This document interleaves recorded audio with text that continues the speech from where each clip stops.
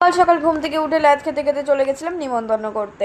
সকাল সকাল এদের স্কুল একজনের আর আরেকজনের অফিস, তো সে কারণে শুরু করে দিলাম রাখি পরানো। তখনও দাদা আসেনি, আর এই বছর রাখি বানানোর মতো সেরকম টাইম পাইনি, আর শরীরের অবস্থা ভীষণই খারাপ।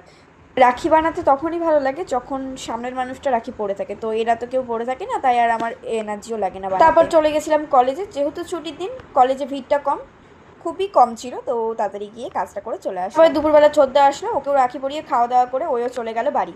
আর আমাদের হচ্ছে ভিআইপি এক একজন। এই সন্ধ্যেবেলা ক্লাসেই যাচ্ছিলাম, এখন আবার অর্পিতার সাথে একটু দেখা হয়ে গেল।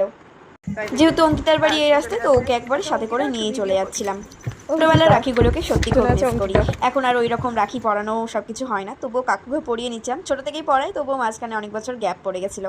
কখনো কাজের চাপ থাকে, তো কখনো আরও কিছু। তো সবাই মিলে টিউশনের ওরা আমাকে রাখি পড়াচ্ছিল, মনে হচ্ছিল আমি ওদেরই সমবয়সী, বেশ মজা লাগছিল। আর এইগুলো হচ্ছে রাখিতে পাওয়া গিফট। তো আজকের মতো টাটা।